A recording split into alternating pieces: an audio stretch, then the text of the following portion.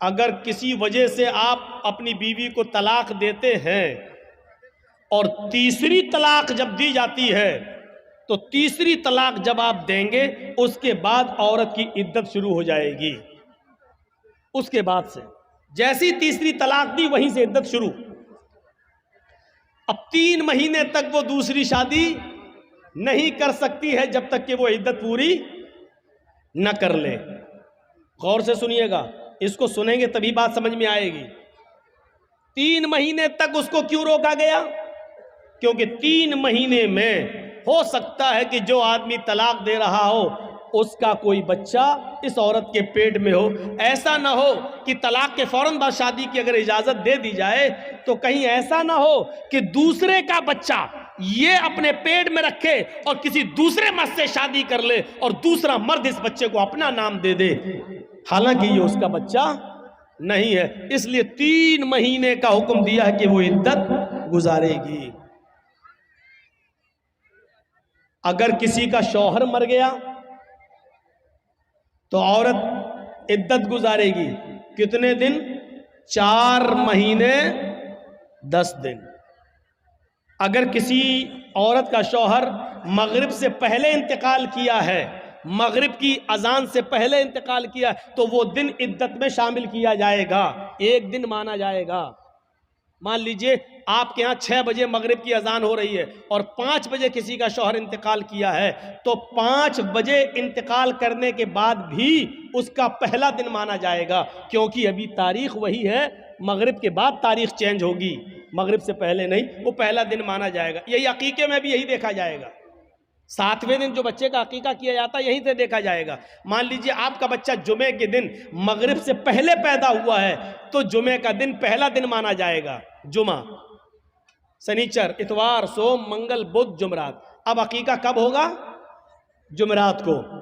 और अगर जुमे के दिन मगरिब के बाद बच्चा पैदा हुआ है, मगरिब के बाद, तो जुमे का दिन नहीं जोड़ा जाएगा, फिर शनिचर का दिन जोड़ा जाएगा। पहला दिन शनिचर, इतवार, सोमवार, मंगल, बुध, जुमरात, जुमा। अब अकीका कब होगा? जुमे के दिन होगा। इस बात को याद रखिएगा। और 7वां दिन कब पड़ेगा? जुमे का दिन। अगर जुमे को मगरिब के बाद बच्चा पैदा होता है तो अरबी में महीने की शुरुआत मगरिब के बाद से होती है। हम लोग चांद कब देखते हैं? मगरिब की अजान हो जाती है, नमाज के बाद देखते हैं। जब चांद हो गया तो वहीं से महीना शुरू, वहीं से तारीख शुरू, वहीं से 1 तारीख हो गई और वो दूसरे दिन मगरिब तक 1 तारीख रहेगी। जो शबे कदर में आप रात जागते हैं तो कब जागते हैं? 20वां रोजा होता है, मगरिब के बाद 21वीं रात शुरू हो जाती है। आप 21वीं, 23वीं, 25वीं जो रात जागते हैं वो इसी हिसाब से जागते हैं।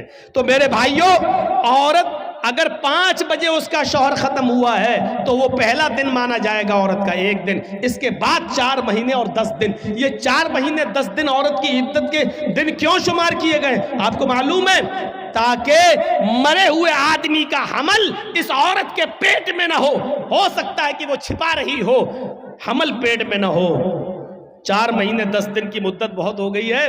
अगर उसके पेट में बच्चा होगा तो 4 महीने में इस औरत का पेट थोड़ा बहुत बाहर निकल आएगा, जिससे पता चल सकता है कि इसके पेट में फला आदमी का बच्चा है। अगर है तो जब तक बच्चा पैदा नहीं हो जाता तब तक उसकी इद्दत रहेगी, और अगर नहीं है तो 4 महीने 10 दिन के बाद ये औरत कहीं दूसरा निकाह करना चाहे तो कर सकती है, ताकि किसी दूसरे आदमी का, इस मरे हुए आदमी का बच्चा किसी दूसरे आदमी का नाम ना पा जाए। ये इस्लाम ने एक बाउंडेशन लगा दी है। बाउंडेशन बहुत सख्ती है इस मामले में। इस मामले में हाँ, खुला का मामला थोड़ा सा अलग है। एक चीज होती है मर्द तलाक देना नहीं चाहता, औरत तलाक लेने पर मुसिर है, नहीं हमें तलाक चाहिए, हमें नहीं रहना है तेरे पास। मान लीजिए बहुत सा शराबी जुआरी आदमी है, औरत नहीं रहना चाहती है और आदमी उसको तलाक नहीं देना चाहता, नहीं हम नहीं देंगे, हम नहीं देंगे। ऐसी सूरत में औरत खुला लेती है। खुला खुला ये होता है कि काजी को बिठाएगी या 4-5 आदमी को बिठाएगी और कहेगी कि मुझे इसके साथ नहीं रहना है, आप लोग गवाह रहिए, मैं खुला ले रही हूं, ये तलाक नहीं दे रहा है। लिहाजा वो काजी निकाह फिस्क कर देगा और वो औरत अब आजाद हो गई। आदमी चाहे तलाक दे या न दे, औरत खुला ले ली है, अब ये आजाद हो चुकी है, लेकिन इसके बावजूद उसको 1 पीरियड, एक हैज तक रुकना पड़ेगा। वो दूसरी शादी नहीं कर सकती है जब तक कि उसको एक पीरियड नहीं आ जाता है। एक पीरियड का मतलब उसको, औरत को जो हर महीने जो हर औरत को जो खून ब्लड आता है, एक पीरियड, जब तक वो पीरियड नहीं आ जाता तब तक वो दूसरा निकाह नहीं करेगी, और पीरियड आने के बाद फिर वो दूसरा निकाह कर सकती है। पीरियड आने का मतलब यह है कि वो हामिला नहीं है, यानी जिस आदमी से उसने खुला लिया है उसका बच्चा इसके पेट में नहीं पल रहा है। अब सोचिए इस्लाम ने कितनी बाउंडेशन लगाई है कि आपके पेट में पलने वाले बच्चे को उसके असली बाप का नाम मिले। वो बच्चा जब बाहर आए तो अपनी निस्बत अपने असली बाप की तरफ कर सके। कितनी हिफाजत की है इस्लाम ने नस्ल की, और नस्ल को पाकीज़ा बनाने की कितनी हिफाजत की है। लेकिन इसके बावजूद इस्लाम ये भी कहता है अगर खुदा न खास्ता किसी औरत के पेट में हराम औलाद पल रही है, जिना की पैदावार है, और उसने इकरार भी कर लिया है कि हराम औलाद है, वो कह भी रही है कि फला आदमी से मेरा साथ संबंध बन चुका था और उसका हमल मेरे पेट में है, तो इस्लाम इंसानियत का वो दर्स देता है कि हराम औलाद होने के बावजूद अगर किसी औरत के पेट में पल रही है तो पेट में बच्चे को मारा नहीं जा सकता है।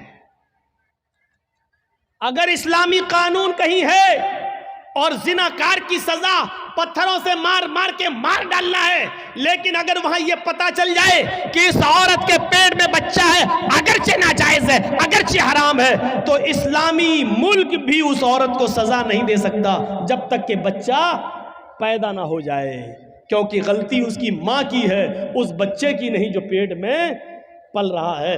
गौर कीजिए, इस्लाम हराम औलाद को भी मारने की इजाजत नहीं देता है। जो औरतें अपने पेट में हलाल बच्चों को गिरा देती हैं उनको अपने बारे में सोचना चाहिए। कल कयामत के दिन ये बच्चा जिसको तुमने गिराया है अपने पेट से, कयामत के दिन ये बच्चा अपने माँ की पिस्तान और अपने माँ की छातियों से लटका हुआ आएगा। जा यौमल कयामती व मुअल्लकुम बैन सदियहा, वो बच्चा कयामत के दिन इस हाल में आएगा कि मुअल्लकुम बैन सदियहा, अपने माँ की दोनों पिस्तान से लटका हुआ होगा, अपनी माँ की पिस्तान से दूध चूस रहा होगा, और अल्लाह कहेगा आए इस माँ की पिस्तान से दूध चूसने वाले बच्चे, क्या तेरी कोई शिकायत है? क्या तू कुछ बोलना चाहता है? क्या तुझे अपने रब से कुछ कहना है? अल्लाह उसको जबान देगा। वो छोटा सा बच्चा जो अपने माँ की पिस्तान से दूध चूस रहा होगा, अपनी जबान हटाएगा, अपना मुंह हटाएगा, यकूल, और अल्लाह से शिकायत करेगा, या रब्बी हाज़िही उम्मी क़दलतनी, अल्लाह ये मेरी माँ है जिसका दूध मैं पी रहा हूँ, जिसकी पिस्तान से मैं लटका हुआ हूँ। अल्लाह ये मेरी माँ है जिसने दुनिया में मुझे मार डाला था। अल्लाह ये मेरी माँ है जिसने दुनिया में मुझे कत्ल कर दिया था। हाज़िही उम्मी क़तलतनी, अल्लाह ये मेरी माँ है जिसने दुनिया में मुझे मार डाला था। अल्लाह ये मेरी माँ है जिसने दुनिया में मुझे कत्ल कर डाला था। आय अल्लाह ये दुनिया में मेरी ना हुई, तू इसका मत हो, इसको भी तू जहन्नम में फेंक दे। अल्लाह रब्बुल आलमीन फिर उस औरत को जिसने दुनिया में अपने बच्चे का मर्डर किया बिना किसी गलती के, बिना किसी परेशानी के, उसने ये सोच कर कि 3 लड़कियां पहले से, चौथा भी मेरी लड़की है, अल्ट्रासाउंड में चेक कराने के बाद पता चला लड़की है, नहीं हमें नहीं चाहिए, और एबॉर्शन करा दिया, गिरा दिया। कयामत के दिन इस औरत को जहन्नम में फेंक दिया जाएगा और वो बच्चा अपनी माँ को खुद जहन्नम में ले जाने का सबब बनेगा कि नहीं अल्लाह इसने दुनिया में मुझे मार डाला था। इस्लाम तो हराम और नाजायज़ औलाद भी गिराने की इजाज़त नहीं देता है। ये इस्लाम इंसानियत का एहतराम है, इंसानियत का एहतराम। इस्लाम में बहुत, जहां थोड़ा बहुत मसला हार्ड लगता है वहीं आसानी भी पैदा होती है। मान लीजिए रमजान का महीना और 20 रोजे गुजर चुके हैं, आज कोई हिंदू है या कोई ईसाई मुसलमान हो रहा है और वो 20वें रोजे को मुसलमान हुआ, तो अब वो रोजा कब से रखेगा? रोजे तो पूरे महीने के फर्ज हैं, लेकिन कोई हिंदू या कोई ईसाई या कोई यहूदी 20वें रोजे को मुसलमान हो रहा है। 20 रोजे तक हिंदू था, ईसाई था, या यहूदी था, या जैनी था, बुद्धिस्ट था। 20 रोजे के बाद मुसलमान हो रहा है 20वें रोजे को, तो अब वो रोजा कब से रखेगा? आज मुसलमान हुआ है तो अब जब मुसलमान हुआ तभी से तो रखेगा। अब सवाल ये पैदा होता है कि वो 20 रोजे जो इसके छूटे हैं वो पूरे करेगा या नहीं करेगा? तो साफ मसला है कि नहीं करेगा। क्यों नहीं करेगा? क्योंकि जब वो इस्लाम लाया है तब तक वो काफिर था, उस पर रोजा फर्ज था ही नहीं। आज वो इस्लाम लाया तो अब जितने रोजे हैं उतने वो रखेगा, बकिया रोजे वो नहीं रखेगा। इसलिए नहीं रखेगा क्योंकि उस वक्त उसके ऊपर रोजे फर्ज थे ही नहीं। कितने रोजे रखेगा? जितने बाकी हैं। एक चीज और सुन लीजिए, 20वें रोजे को इस्लाम लाया, लेकिन इस्लाम ला रहा 5 बजे शाम में और रोजा खुलता है 6 बजे। अब 5 बजे वो इस्लाम ला रहा है, तो इस्लाम जैसी वो 5 बजे लाया तो अब क्या करेगा? आज का रोजा क्या करेगा? तो 5 बजे इस्लाम लाता है तो 5 बजे ही से उसका रोजा शुरू हो गया है, क्योंकि 5 बजे से पहले उसके ऊपर रोजा फर्ज था ही नहीं, क्योंकि वो काफिर था। जैसे इस्लाम लाया वैसे ही उस पर रोजा फर्ज हो गया, वैसे ही उसके ऊपर रोजा फर्ज हो गया। अब 5 बजे ही वो नियत कर लेगा कि मैं रोजे से हूं। इस्लाम ले आया, अशहदु अल्ला इलाहा इल्लल्लाह व अन्ना मुहम्मदर रसूलुल्लाह। इस्लाम लाते ही उसके ऊपर असर की नमाज फर्ज हो जाएगी, क्योंकि टाइम अभी बाकी है और इस्लाम ला चुका है, असर का वक्त अभी बाकी है, लिहाजा पहले असर की नमाज पढ़ेगा और यहीं से उसका रोजा भी शुरू हो जाएगा, क्योंकि इस्लाम ला चुका है। जब से इस्लाम लाया यहीं से रोजा शुरू, और 6 बजे वो रोजा सब लोगों के साथ खोल लेगा और उसका ये एक रोजा माना जाएगा। ये एक रोजा माना जाएगा। ये आसानी भी है, ये आसानी भी है। इस्लाम मुश्किल नहीं है, लोगों ने इसको मुश्किल बना दिया है। क्या वो लोग सहाबा नमाजें नहीं पढ़ते थे? क्या वो रोजे नहीं रखते थे? मुश्किल बना दिया है। फजर में नहीं उठ पा रहे हैं साहब, क्यों? अब रात में 1 बजे जर्जी साहब को टाइम मिलेगा, 3 बजे तक जलसा चलेगा, फिर आदमी यहां से जाएगा, थोड़ी देर कमर सीधी करेगा, फजर में उठेगा? नहीं उठ पाएगा। क्लियर है? लेकिन याद रखिए, मौलाना जर्जीस का जलसा और इस जलसे में 2:30 बजे 3 बजे तक जाग लेना और इस जाग लेने के बाद सुबह फजर की नमाज में ना आना, यह दलील नहीं है इस बात की कि आपका जलसा कामयाब हो गया है, या ये उज्र नहीं होगा कि मैं जलसा सुनने की वजह से रात में जाग लिया इसलिए फजर में हम नहीं उठ पाए। जलसा कराना फर्ज नहीं था, फजर की नमाज पढ़ना फर्ज था। आपने एक फर्ज को छोड़ा उस काम के लिए जो आपके ऊपर फर्ज ही नहीं था। मेरे भाइयों, यहां से ये मैसेज लेके उठिएगा, ये पैगाम लेके उठिएगा, ये तसव्वुर लेके उठिएगा। तो इंसानियत ये होती है, इंसानियत। तो या अय्युहन्नास इन्ना खलकनाकुम मिन ज़करिन व उन्सा व जअलनाकुम शुऊबन व क़बाइल लितारफू। तुमको हमने एक मर्द और एक औरत से पैदा किया है, तुम सब आपस में भाई हो, तुम आपस में एक ही बाप के और एक ही माँ के बेटे हो, तुम्हारा बाप एक है, तुम्हारी माँ एक है। अच्छा, एक चीज और बताइए, गौर से सुनना। हम मुसलमान हैं, ये हिंदू है, हम दोनों का झगड़ा हुआ है। अब कोर्ट में गए तो जज साहब बैठे हैं, अगर मुसलमान है तो उनका दिल चाहता है कि हम मुसलमान की तरफ थोड़ा सा झुकाव कर दें, हिंदू है तो वो चाहता है थोड़ा सा हिंदू की तरफ झुकाव कर दें। ये होता है, ये होता है। कुरान ने इंसानियत, यहां पर इंसानियत को फरोग दिया है, इंसानियत को बढ़ावा दिया है और कहा अगर तुम सच्चे मुसलमान हो तो फैसला करते वक्त न कौम देखोगे, न बिरादरी देखोगे, न जात देखोगे, न मजहब देखोगे। हुक्म वला यजरिमन्नकुम शनआनु कौमिन अला अल्ला तादिलू इअदिलू हुवा अक़रबु लित्तक़वा। भाई जिसको जाना हो अभी उठ के चले जाओ यार, क्यों बार बार उठ रहे हो? बहुत डिस्टर्ब होता है हमको सामने। ला यजरिमन्नकुम शनानु कौमिन, आए मुसलमानों, किसी कौम की दुश्मनी, किसी मजहब की दुश्मनी तुम्हें इस बात पर मजबूर न कर दे कि तुम सच्चा फैसला न कर सको, उनके साथ इंसाफ न कर सको। ऐसा नहीं होना चाहिए। ए दिलू, हर हाल में सच्चा फैसला करना, चाहे वो मुसलमान के खिलाफ जाए, चाहे वो हिंदू के खिलाफ जाए, ईसाई के खिलाफ जाए, तुम्हारे अपने खिलाफ जाए, तुम्हारे अपने बेटे के खिलाफ जाए, तुम्हारी अपनी औलाद के खिलाफ जाए।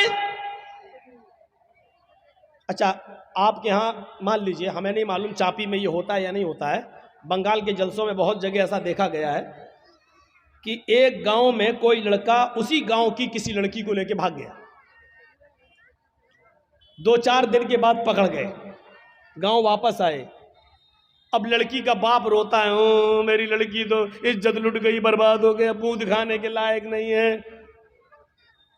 अब जोर डाला जाता है गांव की तरफ से कि तू लेके भागा था, चल अब शादी करो उसके साथ। ये गांव की तरफ से फैसला होता है, शादी करो उसके साथ, और वो लड़का तैयार नहीं है शादी करने के लिए। वो लड़का कह रहा भाई शादी की तो कोई बात ही नहीं हुई थी। अब ये लड़की का बाप कह रहा है ये लड़का लेके भाग गया मेरी लड़की को। अब मेरी लड़की तो बदनाम हो गई, कुछ हुआ हो या ना हुआ हो, लेकिन बदनाम तो हम हो गए, कौन मेरी लड़की से शादी करेगा? लड़के का बाप ये कह रहा भाई दोनों बातें करते थे, मोबाइल पे लगे रहते थे रात रात भर, हम क्या करें? लड़का कह रहा हम शादी क्यों करें, शादी की कोई बात ही नहीं हुई है इससे हमारी। ठीक है, हम भगा के ले गए तो तुम्हारे घर थोड़ी घुस के ले गए थे, हम फोन पे बात हुई, फला जगह तुम आ जाओ, हम भी फला जगह चल रहे हैं, मोटरसाइकिल लेके आ जाएंगे। हम वहां मौजूद थे, ये आ गई, हम लेके भाग गए। अब गांव में जो सरपंच होते हैं, मुखिया लोग, सुनो, अगर यहां पर भी ऐसा होता है तो सुन ले इस गांव का मुखिया और सरदार, कयामत के दिन तुम्हें भी गवाही देना पड़ेगी और अल्लाह के सामने तुम्हें भी जवाब देना पड़ेगा। अब क्या होता है, अच्छा ठीक है तू शादी नहीं करेगा, नहीं, अब उस लड़की का तो इज्जत खराब हो गई, हाँ तो क्या हुआ, चल 5 लाख रुपए जुर्माना देगा लड़का वाला लड़की को। अबे तेरे बाप का फैसला है?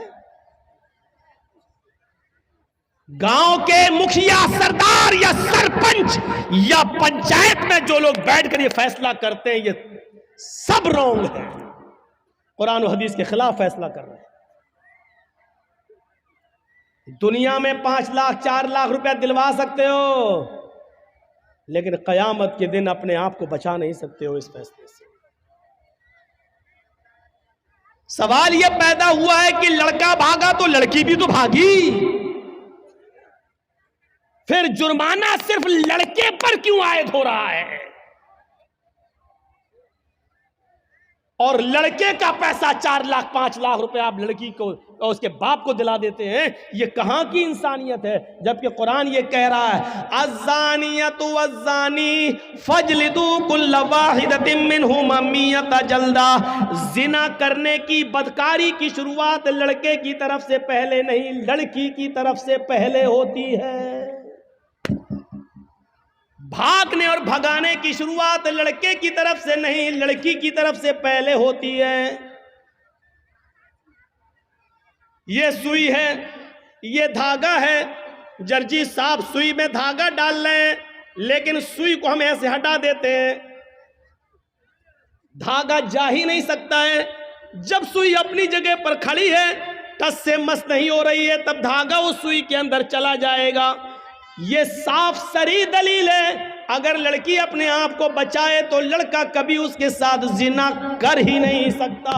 मौलवी जर्जीस की बात इंडियन कानून के खिलाफ है, लेकिन कुरान और हदीस की रोशनी में है। जिना की शुरुआत अगर लड़की भागने के लिए तैयारी ना हो तो लड़का भगा ही नहीं सकता है।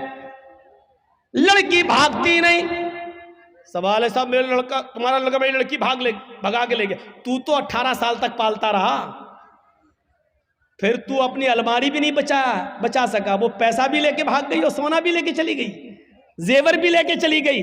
जब तू अपनी लड़की पर इतना कंट्रोल नहीं कर सका तो जुर्माना लड़के वालों पर लगाते हैं, और ये फैसला पंचायत करती है, गांव की सरपंच करता है, मुखिया करता है, सरदार करता है ये फैसला, जो कुरान और हदीस के खिलाफ है। शादी हो सकती है या नहीं वो एक अलग मसला है, वो अलग जाने दीजिए। सवाल यह है क्या जुर्माना लड़के के ऊपर आयत होगा, जबकि भागने में दोनों ने बराबर की भागीदारी ली है। कोई लड़का जबरदस्ती घर में घुसकर लेकर तो नहीं गया था।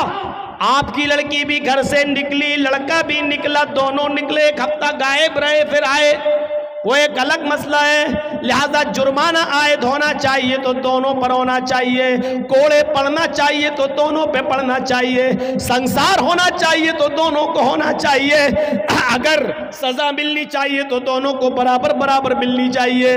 आप यहाँ लड़के पर 5 लाख, 2 लाख, 3 लाख का जुर्माना लगाकर आप सजा नहीं दे रहे हैं, बल्कि लड़के से लड़की को अवार्ड दिलवा रहे हैं, इनाम दिलवा रहे हैं। अब गांव की और दूसरी लड़कियों को ये उत्साहन मिल रहा है कि हम भाग रहे हैं, अगर शादी होगी तब भी ठीक, और नहीं होगी तो 5 लाख रुपया हमें वैसे भी मिल जाएगा। इस 5 लाख रुपए में तो हम दूसरी शादी भी किसी और से अच्छी तरीके से कर सकते हैं। सुन लो, इस जुर्माने पर जिन लड़कियों के हौसले बढ़ते हैं उनका गुनाह भी इन पंचायतों के सर पर रखा जाएगा। वला यजरिमन्नकुम शनानु कौमिन अला अल्ला तादिलू, किसी कौम की दुश्मनी तुम्हें इस बात पर मजबूर न कर दे कि तुम अदल न करो, फैसला न करो। ऐसा नहीं होना चाहिए। ए दिलो हुआ अक़रबु लित्तक़वा, हर हाल में इंसाफ करना, हर हाल में सच्ची बात कहना, चाहे वो किसी के भी खिलाफ हो। हजरत अली रजी अल्लाह ताला अन्हु की एक जिरा क्या होती है आपको बताऊं। जिरा होती है, जंग में जब लड़ा जाता था तो एक लोहे की कमीज की तरह या कुर्ते की तरह एक वो होता था, वो अपने गले में डाल लिया जाता था ताकि दुश्मन का तीर सीने में न लगे, उस लोहे पर लग जाए। तीर आए, खंजर आए, तलवार आए तो वो लोहे पर लगे, तो उसको बोलते थे जिरा। तो जंग में जाते थे तो जिरा पहन लेते थे साहबा। हजरत अली की भी एक जिरा थी जो घर के बाहर रखी हुई थी। हजरत अली अंदर चले गए, जिरा बाहर रखी रही। जब घर से बाहर आए तो जिरा गायब हो गई। पानी है? ठीक है, चलो आज पी लेता हूं।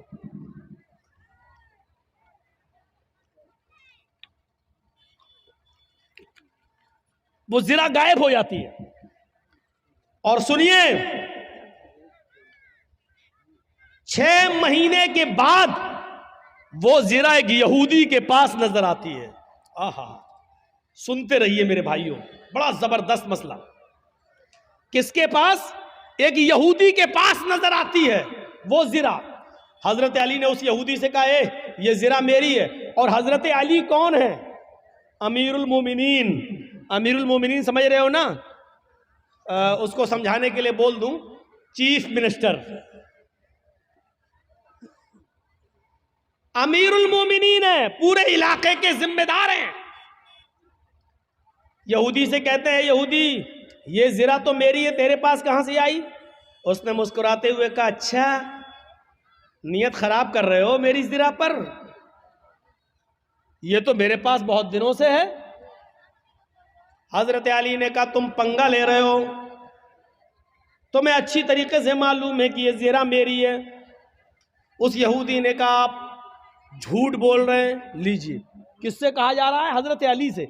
आप झूठ बोल रहे हैं, ये जिरा आपकी नहीं मेरी है। हजरत अली ने कहा, मैं तुम्हारे खिलाफ मुकदमा दायर करूंगा अदालत में। चाहते तो चीफ मिनिस्टर थे, अपने लोगों को भेजकर वो जिरा ले सकते थे, लेकिन नहीं, लेकिन नहीं, यूपी के बाबा की तरह थोड़ी थे कि खुद अदालत बन गई। जिन लोगों ने नुकसान किया है और सरकारी संपत्तियों को तोड़ा है, फोड़ा है, उनके ऊपर जुर्माना लगा दिया। अरे जुर्माना अदालतें लगाती हैं, मुख्यमंत्री थोड़ी लगाता है। तब सुप्रीम कोर्ट ने जूता उतार के मारा खोपड़ी पर। अब बाल तो है नहीं, कहां लगा होगा वो जूता, अल्लाह बेहतर जाने। ऐसा जूता लगा, अकल ठिकाने आ गई, अकल ठिकाने। आप देख रहे हैं ना, जहां इस वक्त नेता लोग जा रहे हैं कमल वाले, वह मार खा रहे हैं, भगाए जा रहे हैं। चौकीदार जहां जा रहा भीड़ नहीं हो रही है, लेकिन जैसे ही 7वां चढ़ा आज खत्म हुआ, कुत्ते कैसे भौंकने लगे। कुत्ते, हम उनको कुत्ता कह रहे हैं जो हड्डियों पे पलते हैं। कुत्ते कैसे भौंक रहे हैं। आएगा तो बाबा ही 300 पार, 300 पार, 300 पार। देख रहे हैं कैसा माइंड सेटअप कर दिया, किस तरीके से भौंकना शुरू कर दिया।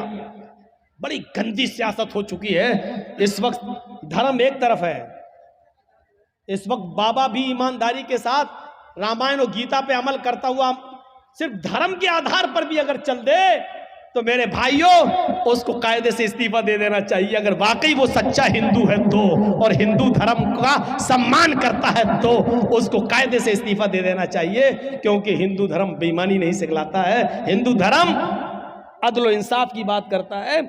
ये तो धर्म की आड़ में बहरूपिये बने बैठे हैं, बहरूपिये। ये धर्म की आड़ में लुटेरे बने बैठे हैं सब लोग। इस हिस्से को कोई भी यूट्यूब चैनल वाला देगा नहीं। जो हम बोले हैं अभी ये बात, अगर मैंने कहीं भी देख लिया उसको ऐसी स्टेज से नाम लेके भगाऊंगा, क्योंकि हमारी नजर है सब पर। उसको घुसने नहीं दूंगा, फिर अपने जलसे में नाम लेके भगाऊंगा उसको।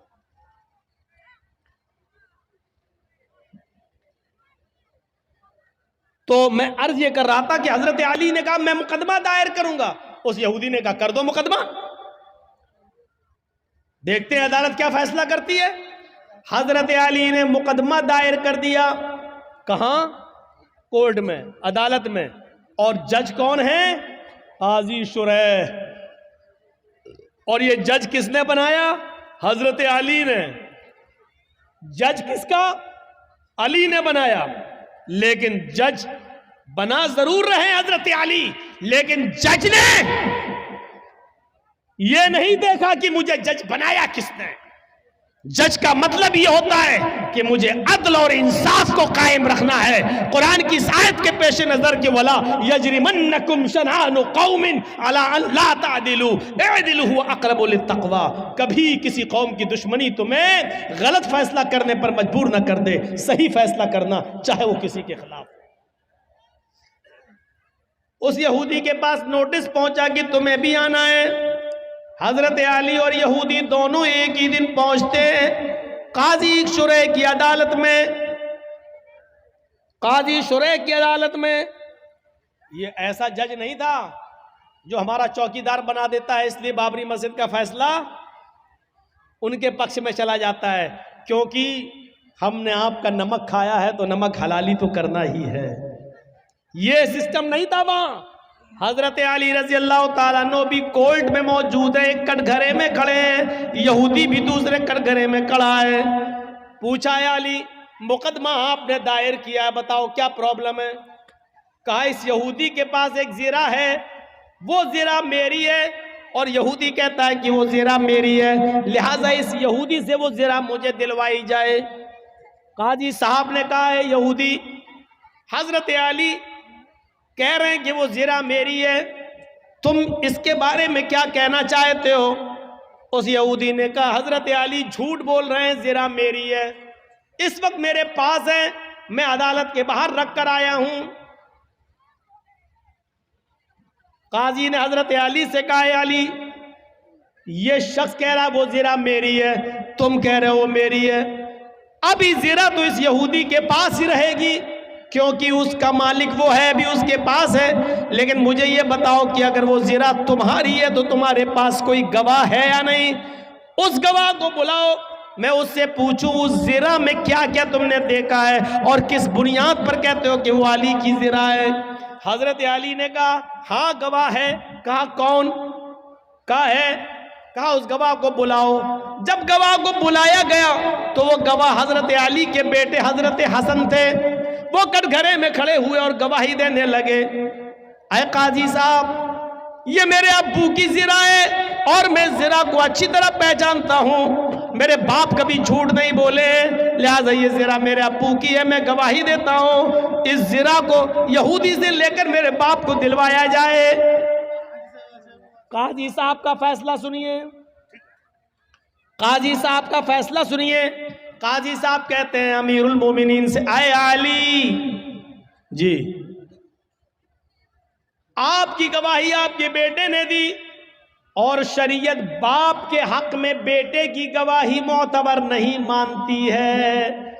शरीयत कहती है, कुरान और हदीस कहती है बाप की गवाही अगर बेटा दे तो उस गवाही को नहीं माना जाएगा, क्योंकि बेटा अपने बाप के खिलाफ बोलता ही नहीं है, वो अपने बाप की हिमायती में बोलता है। लिहाजा कोई दूसरा गवाह लाओ, आपके बेटे की गवाही शरीयत के मुताबिक कबूल नहीं। हजरत अली ने कहा एक दूसरा गवाह भी है मेरे पास। अपने गुलाम को बुलाया। जब गुलाम कटघरे में आता है हजरत अली ने कहा ये मेरा गवाह है। गुलाम ने गवाही दी कि ये ज़िरा अली की है, हमारे आका की है। हजरत जज साहब ने पूछा काजी साहब ने कि तुम कौन हो? कहा मैं इनका गुलाम हूं। फरमाया कंबर नाम है मेरा, मैं इनका गुलाम हूं। कहा है अली शरीयत कहती है मालिक के हक में गुलाम की गवाही भी कबूल नहीं की जाती है, क्योंकि गुलाम अपने आका के खिलाफ अपने मालिक के खिलाफ बोलता ही नहीं है। उसके ऊपर अपने मालिक का प्रेशर होता है। वो जानता है कि अगर अपने मालिक के फेवर में नहीं बोला तो घर मार खाएंगे, हमें मारा जाएगा, सताया जाएगा। लिहाजा मालिक के हक में गुलाम की गवाही भी कबूल नहीं। अय अली मौजरत के साथ आपकी गुलाम की गवाही भी कबूल नहीं की जाएगी, कोई और गवाह हो तो लाओ। हजरत अली ने कटघरे में खड़े होकर कहा आए जज साहब, काजी साहब, इन दो गवाहियों के अलावा मेरे पास और कोई गवाही नहीं है। आजकल तो 100-100 रुपए में झूठे गवाह मिल जाते हैं। मेरे पास और कोई गवाही नहीं है। काजी साहब का फैसला होता है, आए यहूदी हजरत अली ज़िरा को साबित करने में और गवाह पेश करने में नाकाम रहे। वो शरीयत के मुताबिक सच्चा गवाह पेश नहीं कर सके और जो गवाह पेश किया वो शरीयत के दायरे में आता ही नहीं है। लिहाजा अली नाकाम रहे ज़िरा को अपना साबित करने में। वो ज़िरा के मालिक तुम हो और अदालत ये फैसला करती है कि वो ज़िरा के हकदार तुम ही रहोगे, वो ज़िरा तुम्हारी रहेगी, उस ज़िरा पर तुम्हारा हक है, तुम जा सकते हो और ज़िरा भी ले जा सकते हो। ये उस जज का फैसला है जो हजरत अली ने बनाया, ये उस काजी का फैसला जिसको हजरत अली ने बनाया। लेकिन कुरान और हदीस के मुताबिक फैसला किया। फैसला में अगरचे ज़िरा में हजरत अली ही की थी, ज़िरा हजरत अली की थी, लेकिन गवाह वगैरह न लाने में ऐसा हो जाता है कि फैसला यहूदी के हक में करना पड़ता है। यहूदी उस ज़िरा को उठाता है, कटघरे से बाहर निकलता है, कहता है जज साहब आपके फैसले को सलाम करता हूं। आपने वही फैसला किया जो कुरान और हदीस में बताया गया, आपने वही फैसला किया जो मोहम्मद रसूलुल्लाह ने बताया, आपने वही फैसला किया। और मैं यही देखना चाहता था कि अमीरुल मोमिनीन अली के होते हुए मुझ पर जबर तो नहीं किया जाता, जुल्म तो नहीं किया जाता आपकी अदालत में। और अली ने यह साबित कर दिया है कि यहाँ पर जुल्म और ज्यादती का कोई शायबा भी नहीं पाया जाता है। अब मेरा फैसला सुन लीजिए जज साहब, काजी साहब, हजरत अली सच्चे हैं, ये ज़िरा हजरत अली ही की है, ये दरवाजे के बाहर रखी हुई थी, कोई नहीं था, मैं इसको उठा लाया। 6 महीने तक मैंने इसको छिपाया और एक दिन जानबूझकर 6 महीने के बाद मैं अली के सामने आ गया ताकि अली मेरी ज़िरा को देख ले, फिर देखें क्या रिएक्शन लेते हैं। फिर सारी प्रतिक्रिया अदालत के मुताबिक चलती है और हमने देखा इस पूरे मामले में जुल्म और सितम नहीं होता है। लिहाजा ये ज़रा अली की है, मैं अली को दे रहा हूं। और आज इस बात का इकरार भी करता हूं कि आपने कुरान और हदीस के मुताबिक सच्चा फैसला सुनाया। आज इस्लाम से मैं भी अपना रिश्ता जोड़ रहा हूं। अशहदु अल्ला इलाहा इल्लल्लाह व अशहदु अन्ना मुहम्मदन अब्दुहु व रसूलुहु, ये कलमा पढ़कर हजरत अली इस्लाम के सामने वो यहूदी इस्लाम ले आता है।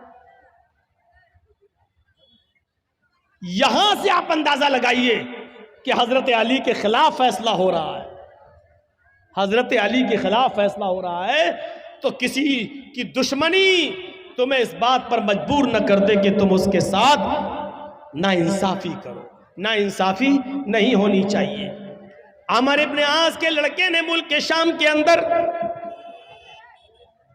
एक यहूदी बच्चे को इस बात पे थप्पड़ मार दिया था।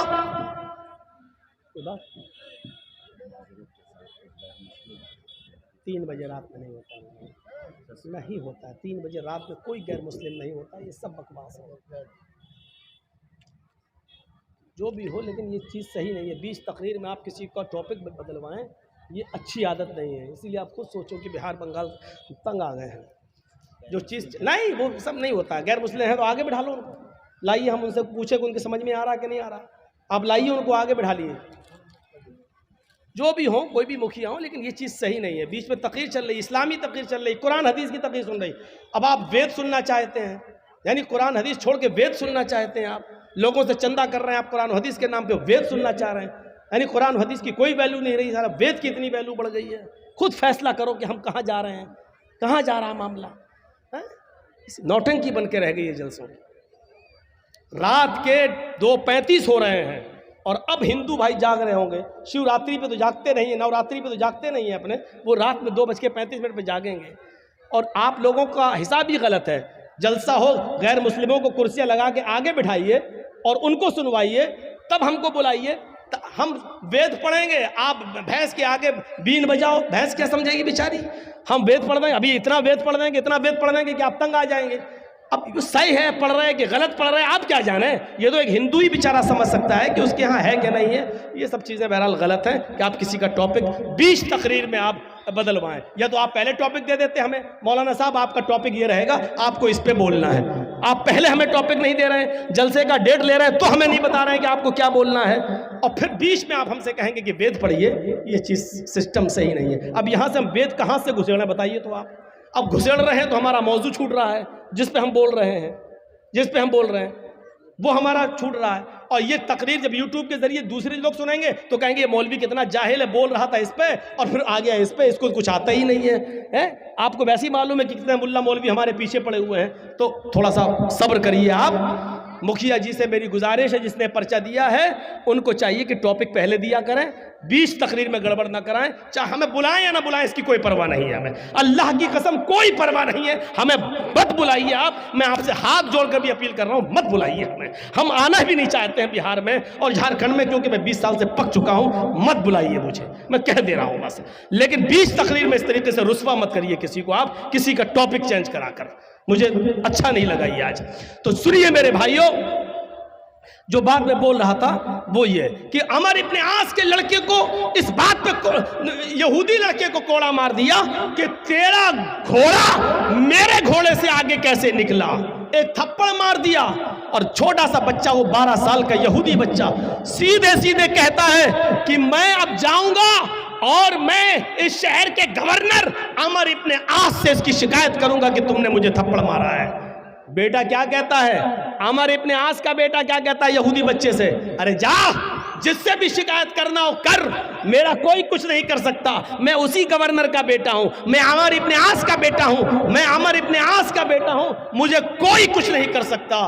फिर यहूदी बच्चे की हिम्मत नहीं हुई, भाई गवर्नर का बेटा है, अब क्या होगा।